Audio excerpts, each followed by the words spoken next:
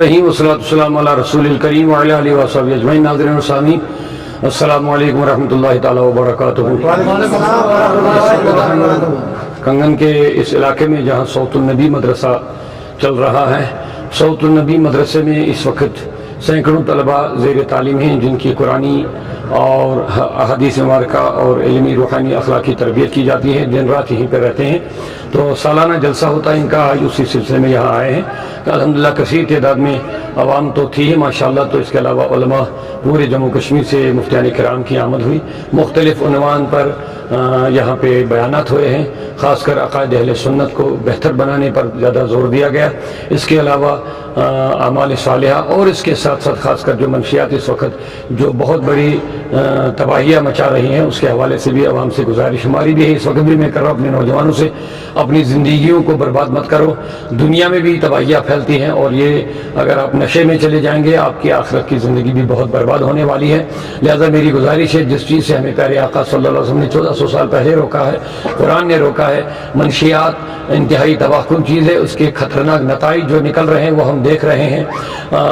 ڈکیتیاں ہو رہی ہے، چور بن رہے ہیں وہ نوجوان، اس کے علاوہ قاتل بن رہے ہیں اور لاسٹ میں خودکشیاں کر رہے ہیں، تو یہ سارا نتیجہ اسی کا ہے۔ تو لہذا خوشحال زندگی گزارنے کے لیے دین پر چلیے، رسول اللہ صلی اللہ علیہ وسلم کی سیرت پاک کو اپنائیے، اولیاء اعظام کی جو محبت بری تعلیمات ہے اس پر چلیے، اسی میں کامیابیاں ہیں۔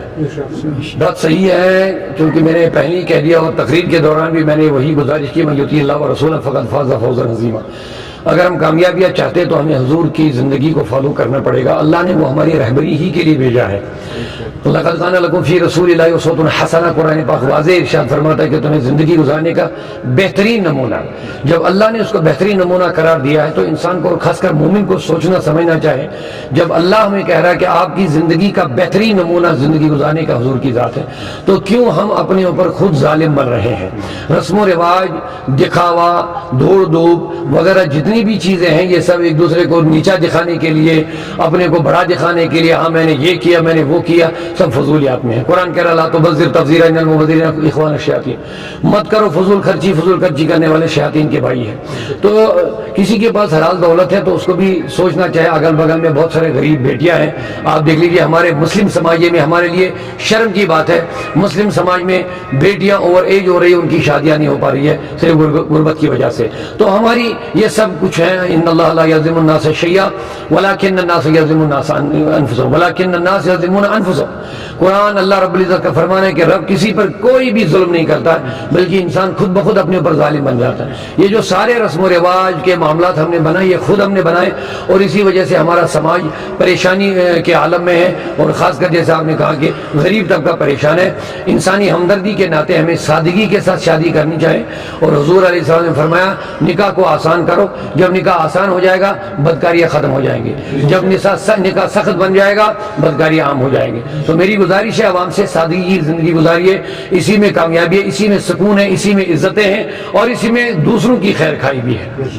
میری گزارش ہے، بار بار ہم نے اس پر احتجاج بھی کیا اور کرتے بھی ہیں، ہندوستان کا ملک یہ ایک جمہوری ملک ہے، ایک سیکولرزم ملک ہے، یہاں پہ ہر کسی کو رہنے کا حق ہے، اس میں کوئی شک نہیں ہے۔ یہاں پر مختلف مذاہب ہیں، ہر ایک اپنے اپنے مذہب پر چلتا ہے، اپنے مذہب کا پرچار کرتا ہے، تو اس کو قانونی طور آئینی طور کوئی پابندی نہیں ہے، لیکن اتنا ضرور ہے قانون ہر کسی کے لیے ضرور ہونا چاہیے کہ آپ دوسرے کے مذہب پر چلنے والے کو ٹھیس پہنچائیں گے، کسی کے مذہب کا رہنما ہے، رہبر ہے، ماننے والا ہے، تو اس کو آپ ٹھیس پہنچائیں گے، اس پر حملہ کریں گے، یہ آئینی بھی خلاف ہے، یہ قانونی بھی خلاف ہے، انسانی طور بھی یہ خلاف ہے۔ میری گزارش ہے ایسے لوگوں کے لیے ہم نے بار بار کہا ان کو کھلی چھوڑ دینا ہی امن خراب کرنا ہے۔ تو لہٰذا ان چیزوں سے انسانیت کے دشمن ہیں یہ ملک کے ہمدرد نہیں ہوتے، یہ لوگ جو بدامنی پھیلانے کی کوشش کریں گے یا دوسروں کے جو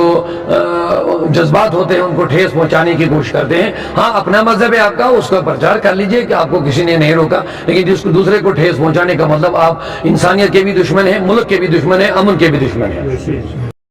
مزید منفرد اور دلچسپ ویڈیوز کے لیے ہماری YouTube چینل ضرور سبسکرائب کریں۔